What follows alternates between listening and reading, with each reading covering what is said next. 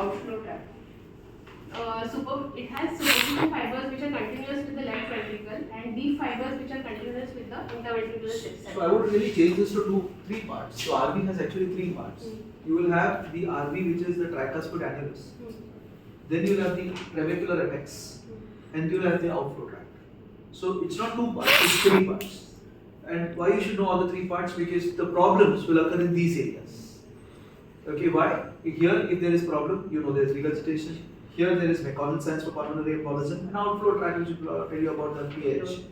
Understand? Huh? So there are three things that you should know. So whenever you're looking at an echo, you are supposed to look at these things. Okay? Huh? So the RV contraction actually occurs like in a peristalsis-like manner. So there is a RV free wall and the interventricular septum. There is a bellow-like movement of the RV free wall, and the contraction happens in the peristalsis-like manner. The RV free wall is around 4 mm thick, which is almost 1/4 to 1/3 of the left ventricle. It requires 20% of the oxygen requirement. It pumps the same amount of blood as the left ventricle. The pulmonary vascular resistance against which the RV pushes the blood is 10% of the systemic vascular resistance. This is probably one of the best slides you can think of. And why is this so important for you to understand this slide? Why is it so important? Few things, few very important things. Okay. Now, contraction occurs in peristalsis like pattern. It's a bellow mechanism that she said, which is absolutely right what she's saying. It's a squeezing mechanism in the left ventricle, whereas here it's a bellow. What does it say? It is not an extremely good contractile segment. It's different from the LV. So it's not this way that the RV will contract just like the LV. It's very important for you to understand that. Okay. The second thing that she talks about is RV free wall is 4 mm thick. So what does this tell you is that if it has to get thick, if it has to get thick, means it has to be chronic. Very, very chronic. It can't be acutely thick. Okay, 4 mm thick. Third thing is oxygen requirements. Now, what is the difference between the oxygen that the RV gets into its muscles versus the oxygen that the LV gets? Can someone tell me the difference between what the RV gets and what the LV gets? So, what's the difference? Come on. Anyone? What is the difference? LV wall is thick, so it requires more of oxygen. It requires more of oxygen, but in the way the oxygen goes, is there something different? So systolic and diastolic. The perfusion in the coronary perfusion is of the RV is both in systole and diastole. That's the answer. So in the left ventricle, you have it in this slide. Okay, yeah. So the left ventricle is generally perfused in the diastole. Okay, whereas the right ventricle is in the systole as well as diastole. So that becomes a problem. You are understanding? That becomes a problem. Why does that become a problem? Because if the systolic pressure comes down along with the diastolic pressure, the RV gets more affected. You are understanding? The RV gets more affected. Ischemia occurs more quicker. There is more problems that occur. You understand? So it's not just the heart rate that matters in left ventricle. Left ventricle is a heart rate that matters. You give more diastolic time, the more the left ventricle get perfused. But here, you require pressure also. You require the systolics also to be high. Okay? Huh? Another thing, this one is also very important, the last word that you basically mentioned here. 10% of the SVR. What does this mean? The RV is pumping against almost no resistance. That is why the thinking for a long period of time for all of us was it is just a conduit. It is just a part for the blood to come from the top, get to here and get into the lungs. What is the corollary to this? The corollary to this is that SVR is going very high, but PVR is very low. Pulmonary vascular resistance is very, very low. Pulmonary vascular resistance is very low. What do you do by doing ventilation? Increases. Massively. Why? Intrapulmonary pressure increases. Why does it increase? Because given the alveolus, you opened up the alveolus is pressed against the pulmonary capillaries. That pulmonary capillaries per se, that pressure is what you are seeing on the right side. Are you understanding? So the right ventricle is now going to push against the large pulmonary pressure. That is why when you have failure, patients of LV failure, RV failure, LV failure, one of the commonest causes of RV failure is LV failure. So if you have LV failure and you go to intubate them, they drop their blood pressures. What happened yesterday to that patient who we intubated? What happened? Immediately the blood pressure dropped. You understand? Because what you are doing on that, you have not done anything different. What have you done? You have basically put in positive pressure. You have increased the pulmonary pressures. Since you have increased the pulmonary pressures, the RV does not have the capacity to pump the blood into the pulmonaries.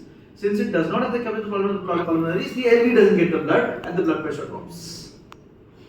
So, what is important for you? Bed number 1 isolation. What is important for you in bed number 1 isolation? Yesterday I did the echo. What did I tell you? Yesterday I did the echo on bed number 1 in isolation. What did I tell you about the RV? Who was there in the rounds with me?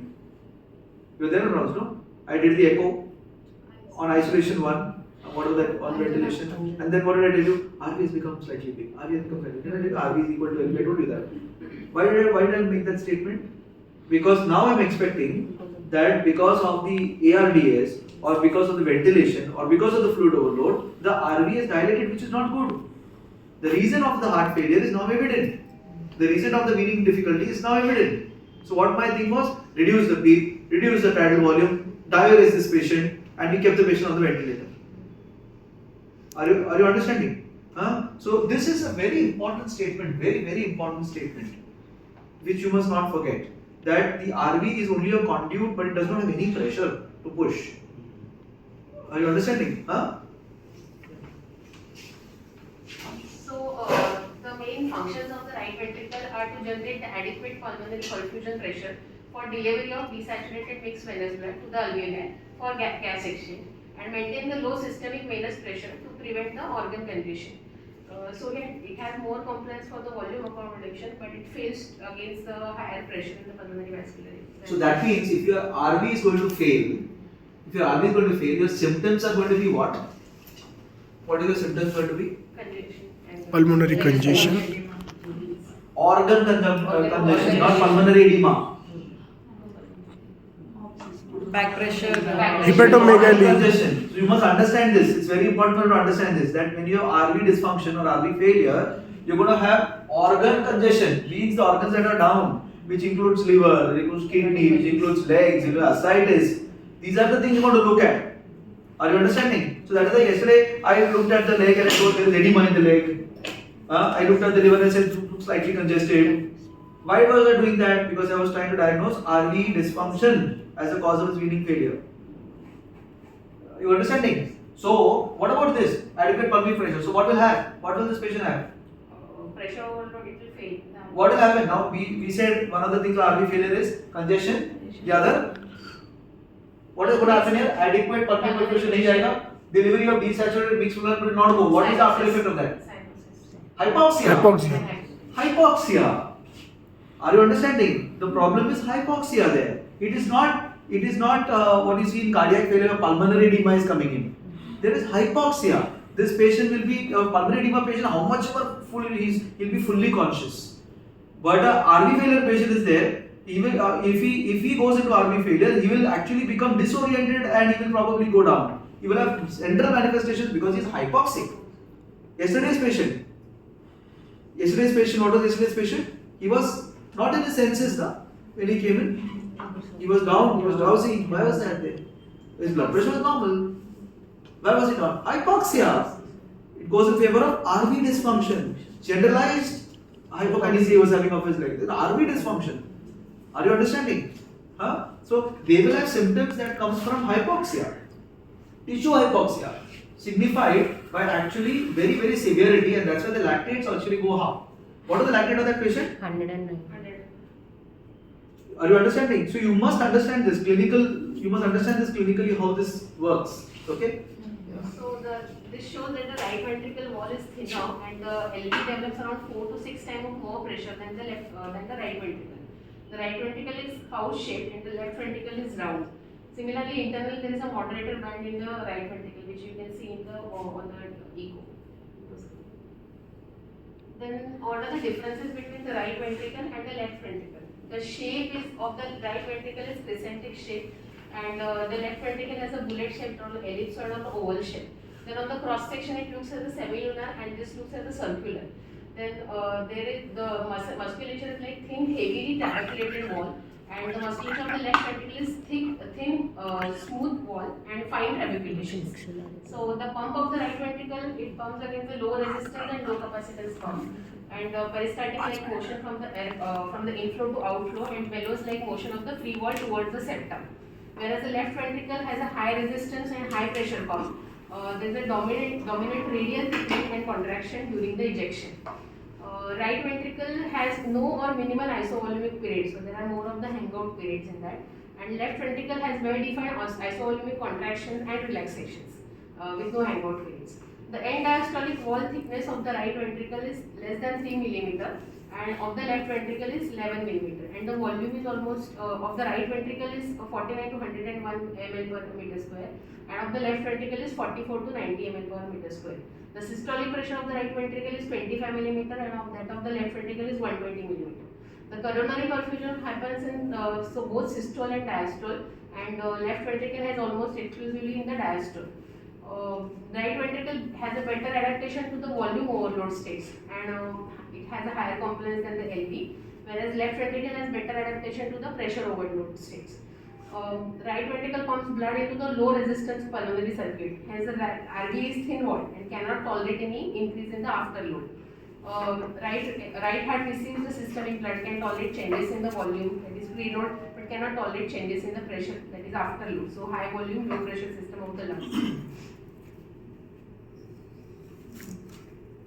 So definition of the RV failure: when the right heart cannot pump its venous trickle effectively into the lungs pulmonary circulation, it is called as a right-sided heart failure.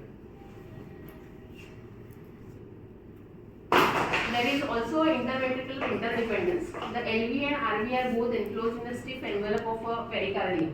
So they have a similar end-diastolic volume, and there is no free space for the acute increase in the volume and ventricular dilatation. So that's when the RV end-diastolic volume increases owing to the increase in RV loading, increase in volume or pressure. It can only occur at the expense of the space devoted to the left ventricle. So it can cause a reduced left ventricle end-diastolic volume, decrease in LV end-diastolic compliance, and reduced LV output. So there is a volume overload in the RV, it pushes the left ventricle. Because of that, there is a reduced compliance of the left ventricle, reduced LV end-diastolic volume, and then consequently reduced LV output. So there will be a So this is one of the ways that you get pulse pressure variation. You know, we talk about pulse pressure variation, this is one of the ways. So this particular phenomenon, you've understood this phenomenon? Understood what is the phenomenon, Ruchika? What is happening? So this is your ventricle. You know, this is how it looks, right? This is how it looks. You have a ventricle that is crescentic, and you have another one that's circular. Now, in the event that there is a volume overload or a pressure overload, okay, volume overload or pressure overload, this will go out inside here. This septum will go out inside here. So, in short, this volume will now reduce because it is bored out. This volume will now reduce. If this volume reduces here, then the output will reduce. Left ventricular end diastolic volume in diastole, if it reduces. So what happens when you have, and this more and more amplified when the patient is hypovolemic. This is very much amplified when the patient is hypovolemic. Clear? When the patient is hypovolemic, and now I just now told there is more volume here, and if it is hypovolemic, why this is getting amplified? Okay, is the fact that when you are actually squeezing out, on the ventilation, when the ventilator is squeezing that blood out from the pulmonary capillaries, it is also causing increase in pressure on the back side. So since it's increasing the pressure on the right ventricle because alveolus is distending and there is pulmonary capillaries here, it is distending. Okay, there is going to be a pressure overload. This pressure overload will cause this to dilate, and the next left ventricle will get lesser output, lesser intake, and then the blood pressure will fall. The stroke volume is going to come down, right? So you understand this. When the heart is actually, this is what the heart-lung interactions during mechanical ventilation occurs. The moment and this entire thing gets exacerbated when there is hypovolemia. So for our fluid responsiveness, we do something called tidal volume challenge. What are we doing? We are actually causing an increased pressure inside this part by increasing the tidal volume. When you are increasing the tidal volume, these pulmonary capillaries are getting squeezed. They are getting squeezed. So in the first cycle, what is happening?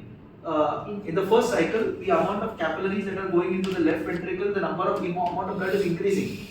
So you will have big stroke volume in the first cycle, because the moment you're given a big tidal volume challenge, this is how it is. No, this is, you have an alveoli. This is what is going into the heart, and this is what is coming from the lungs.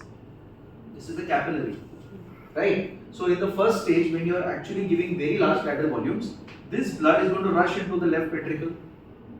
So the first beat will be a big beat, the first. Okay. Then in a couple of cycles, what is going to happen? At the same time, when the ventricle is squeezed out, this is getting pressed. When this is getting pressed, what is happening? This ventricle is poorly compliant. Okay, it is not able to pump in over here. Okay, since it's not able to pump in over here, the next couple of beats, the amount of blood that's supposed to come here is much lower. Understanding? Are you clear on this? So in the next couple of beats, it is coming much lower. And as it's coming lower, the lower blood is coming over here, the stroke volume will come down. This stroke volume variation is what you are looking at when you are actually looking for fluid responsiveness. And the right ventricle plays a very important part to explain this to you. You understand? You understood or no? Yes. Yes, sir. I can understand why hypovolemia I have seen it goes What? more. Yeah. That's what we found. That's what is found now. That when there is hypovolemia, these changes, heart-lung interactions are amplified, are massively amplified. And that is the reason that to diagnose a hypovolemic condition, hypovolemic or a fluid responsive condition, we may want to actually do a tidal volume challenge or look at pulse pressure variation. Are you understanding? You understood the background because pulse pressure variation? Simple. And important for you to understand is the RV is responsible for that. Clear? What is the pathogenesis? So it will be either increase in the right ventricular afterload or increase in the preload, or there is a RV dysfunction. There is a dysfunction of the RV contractility is reduced. So first is increase in the right ventricular afterload. So it if there is an increased resistance to the blood flow out of the right ventricle into the lungs, the right ventricle volume increases and the pressure also increases, and there is a failure. So what are the causes? It's pulmonary artery hypertension, increased pulmonary capillary wedge pressure, pulmonary artery stenosis, left-sided failure is the most common cause of the right-sided failure. Pulmonary artery embolism. So now let me just explain to you each of those now, okay? Because it's very important to understand what happens in what.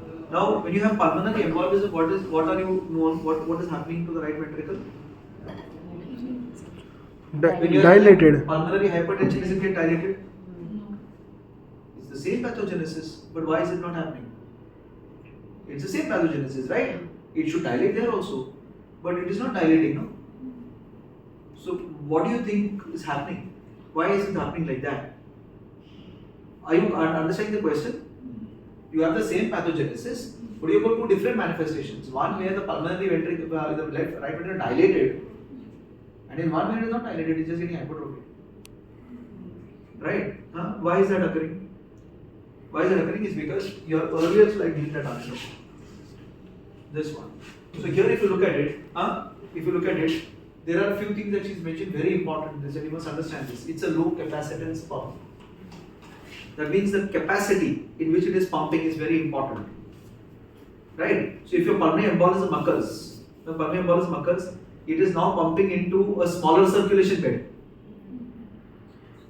Because a huge amount, pulmonary artery embolism, मतलब छोटा embolism थोड़ी होता, it is somewhere in the second generation. So a huge population of the arteries or the bed is getting lost because there is a clot there. It is not allowing it.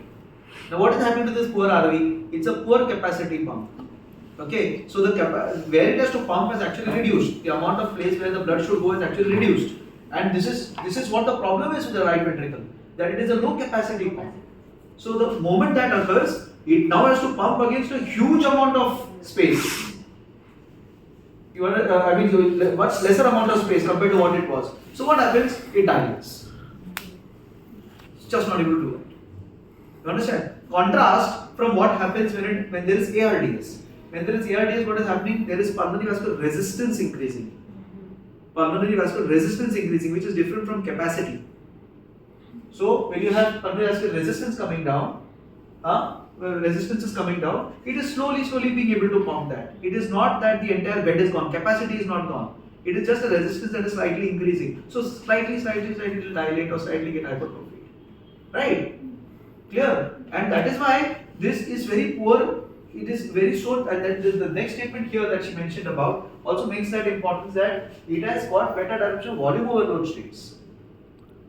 You understand? So you give volume, this will not occur.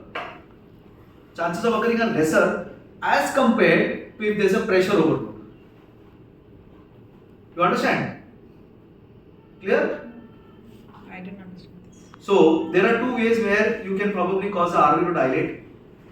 One of the ways is you might think that the way you have understood pulmonary embolism, why it dilates the right ventricle. You have understood that how pulmonary embolism dilates the right ventricle. But other way around, you might think that anyways it's not a good pressure, so if I give more volume, it should dilate. You will think like this, no? That if I give more volume, it has not got the pressure to push it, so it will dilate. But what happens is it is more adapted to volume overload states. So if you give volume, it's not this way that the RV will get dilated. Are you understanding? The RV will still pass the blood into the provided the pulmonaries are okay. Clear? But when you have the pulmonaries not okay, the RV will dilate. You understand? So preload dependent. It is basically preload dependent. So tomorrow if you have RV failure and you say RV failure is fluid mat do, it is wrong. Are you understanding what I am saying? So this is important when you think of inferior wall myocardial infarctions. When you have inferior wall myocardial infarctions, what we know is the fact that the RV is not probably okay. Posterior wall V4R is elevated. Okay, V4R is elevated. The right sided lead is elevated. What you should be thinking? Well, to optimize this cardiac system, I may need some water. I may need some volume.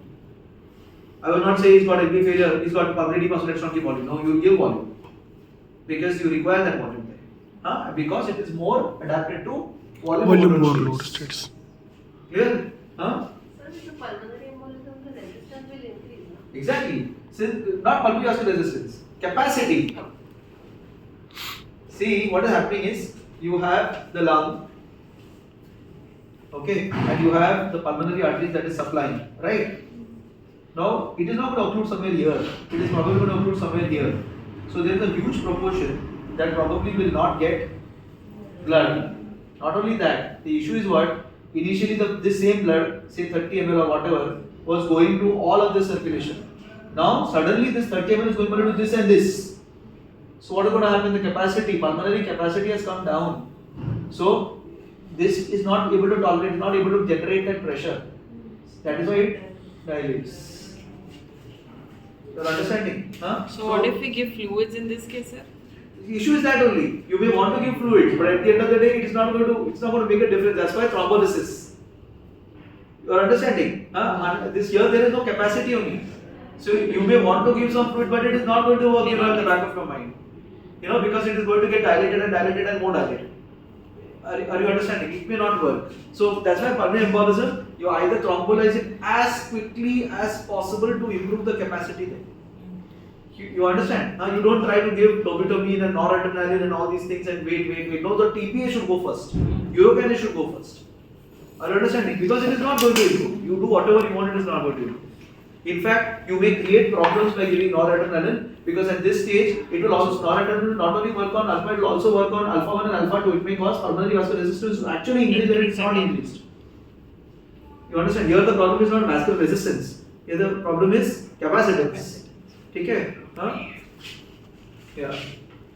So it will dilate to create the pressure to pump the blood against. Yes, because and that's why. Yes, no, against capacity. So capacitance is of the RV capacity. But you must understand RV capacity. Capacity to it is not able to push that blood. That's why it gets dilated. Compared to vascular resistance. So if you have a patient who is having who's ARDS. You are expecting what? Interstitial to be fibrous, you expect interstitial to be edematous, interstitial to have more fluid. So, needless to say, the pulmonary vascular resistance will be going up. But that doesn't cause your RV to get dilated. It may cause it to get dysfunctional, but not dilated. You understand? It may cause it dysfunctional, but not dilated. That's why in a pulmonary embolism, if you see dilated ventricle, you must understand that there is a problem here. It is a fluid overload. You might think, are dilated, let's not give fluid. It's not like that. You understand? So, you got the point, you understood what I'm saying, right? Yeah. So So if there is an increase in right ventricular preload, the volume increases and the pressure increases. There will be a back pressure on the RA pressure also increases. There is a IVC congestion, then there will be hepatic congestion and peripheral edema. So if there is an increase work in pumping the blood into the pulmonary artery, it causes the increase work in pumping the blood into the pulmonary arteries. The causes could be valvular regurgitation, ASD, VSD, and septal defects. If there is a decrease in right ventricular contraction, that can also cause a RV failure. So if there is a RV infarct, decreases the ventricular contraction, myocarditis. And the non-compliance of the right ventricle. The right ventricle cannot fill properly and the expansion is restricted. So it happens in restrictive cardiomyopathy, for example amyloidosis, concentric RVH, decreases the compliance of the right ventricle. Clinical features, symptoms are orthopnea, then bilateral pedal edema, back pressure increases and there will be peripheral edema, epigastric discomfort, enlarged congested tender liver, ascites, and the signs will be a distension of the IJV, raised JVP, hepatojugular reflex, compression of the congested liver increases the neck vein distension, gallop rhythm at the left sternal edge, and systolic murmur of tricuspid regurgitation, organomegaly, ventricular arrhythmias will be there. There will be signs of DVT also, cyanosis of the mucous membrane. On mechanically ventilated patient, there will be increase in O2 requirement and sudden cardiovascular collapse. This is the RV dysfunction. So these are probably the mechanisms of RV dysfunction. If there is a hypoxic pulmonary vasoconstriction, it increases the resistance and afterload. Then mechanical ventilation, pulmonary thromboembolism, microthrombi in the pulmonary and or myocardial areas. Then LV dysfunction. Then there is a cytokine release and that causes release of endotoxins and causes capillary leak, endothelial dysfunction, capillary leak and hypovolemia. Also ischemias and arrhythmias can cause RV dysfunction. Causes of right heart failure, increase in pressure load, there will be endothelial dysfunction, vasoconstriction, mechanical obstruction, pulmonary embolism, ILD, then pulmonary diseases, destruction of the pulmonary vascular bed, chronic airflow obstruction, emphysema, chronic bronchitis. There is a neuromuscular chest wall restriction, then primary pulmonary hypertension, ARDS, positive pressure ventilation, elevated pulmonary venous pressure in LVF, mitral stenosis and insufficiency, hypoventilation states, and pulmonary wall stenosis.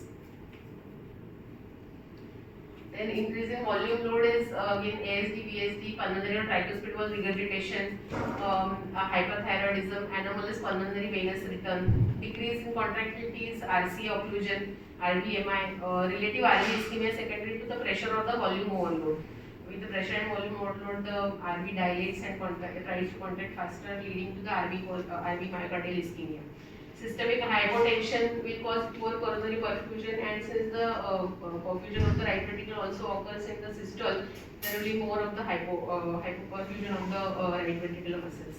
Intrinsic myocardial disease, for example, RV cardiomyopathy, sepsis, cytokine-induced myocardial depression, that will cause decrease in contractility.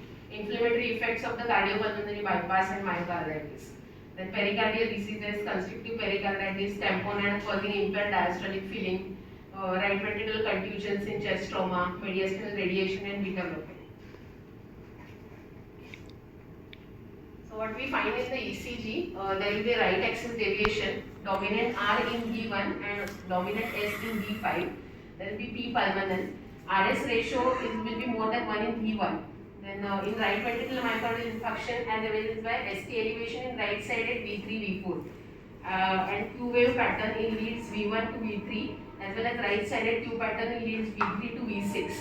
Also in the inferior wall, if there is a ST elevation in lead 3, if it is more than in lead 2, that will also indicate that right ventricular infarction.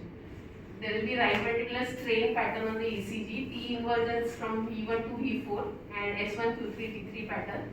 Chest X-ray in pulmonary embolism will show enlargement of the main pulmonary artery and regional oligemia as seen in the massive PE. Echocardiography, normal size of the RV should be less than 2/3 the size of the LV. If it's larger than this, it's considered as RV dilated. RV size can be measured by apical four-chamber view.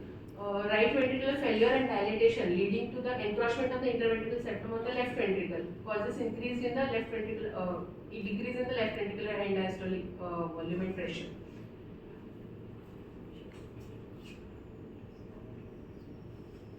Then in echocardiography, if the normal TAPC will be 2 centimeter, 2.4 centimeter. So what is If it TAPC, you know?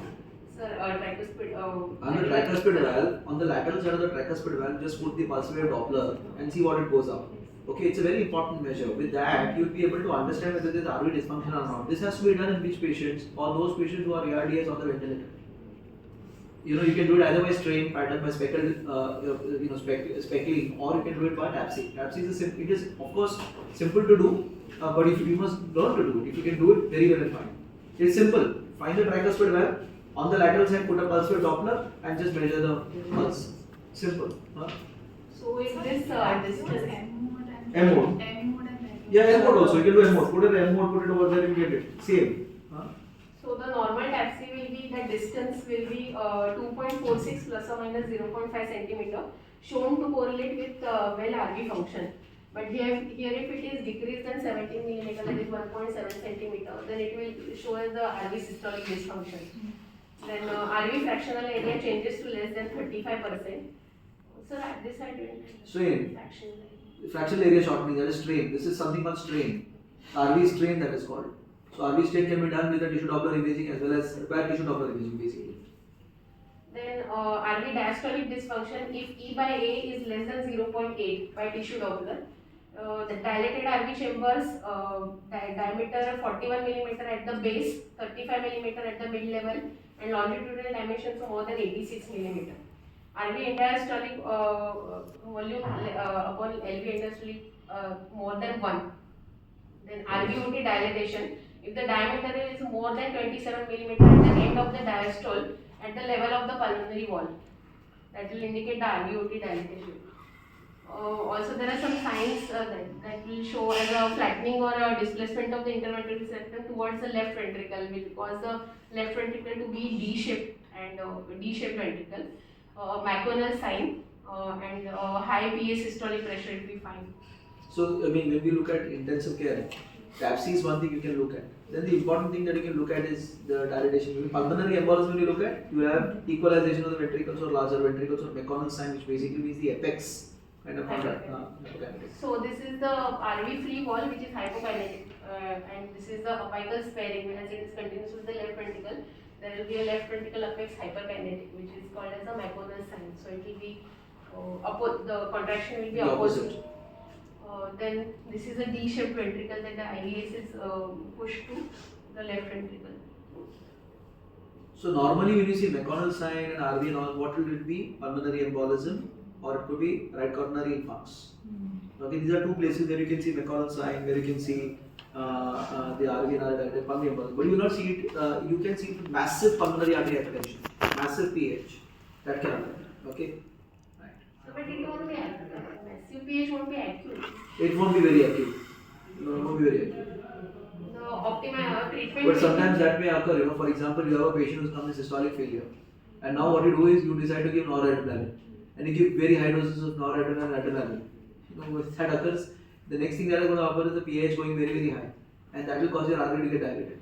Then you think, everything is. That is why echo should be your first focus, and then you see, because whatever you're doing will probably change the echo. If you're looking at pulmonary vascular. So if you start doing it on a regular basis, you'll understand what I am doing. So to think what I am thinking of, you'll have to do the same things again and again, which is probably evidence based. So if you have patients on the ventilator, look at it. You will learn what is happening. So treatment part will be optimization of the preload, optimization of the afterload, and improve the contractility. So in critically ill patients are mostly fluid depleted. The intravascular status is depleted due to the increased permeability, the insensible losses. Most of the patients are on sedatives, which decrease the venous tone and the reduced venous return. Patients on mechanical ventilation there is an increase in intrathoracic pressure, which causes reduced RV preload. So fluid resuscitation in RV failure patients depend on the RV afterload. So in right ventricular MI, there is the afterload is normal. So fluid resuscitation improves the cardiac output. Understood this, na? Now you understood. See here, the right side, the lungs are okay. There is no pulmonary vascular resistance. There is no pulmonary hypertension. This is behaving like a conduit. So in RV myocardial infarction, that is V4R or V3R getting ST elevated, or RV showing signs, McCollum sinus or something like that, they will give the fluids because it is going to move from here to there. Though there is RV infarct. Are you understanding? Huh? Are you understanding this? Huh? Very important to understand this because it has normal afterload. Okay? Huh? Our right side of the heart has a problem with afterload, not with preload. Okay? That's why you don't reduce the preload. Understand? Huh? You don't reduce the preload. Clear? So in RVMI, the fluid resuscitation will improve the cardiac output, whereas in acute P, there is increase in RV afterload. So fluid resuscitation causes more of a distension of the right ventricle, shifting of the IVS to LV, decrease of the. So understood this now. When you are asking this question, I told you, we'll have to, you'll have to see at that moment what is happening, what is the afterload, what is happening over there. So if you give some fluid, there's a high possibility the RV will get distended here. You understand? So more RV distension will again cause the poor perfusion of the ventricular muscles and RV ischemia also. Optimization of the RV afterload. So common in critically ill patients, the factors that cause peripheral vascular resistance increase their hypoxia, hypercapnia, acidosis to try to solve all these three problems.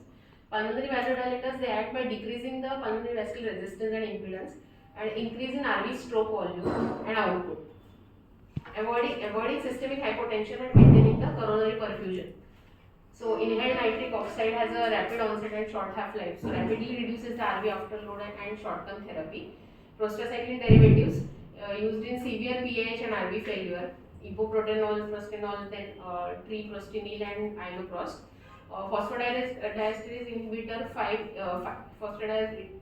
inhibitor, oral sildenafil and tadalafil reduce the pulmonary vascular resistance and improve the myocardial perfusion and may improve the RV contractility.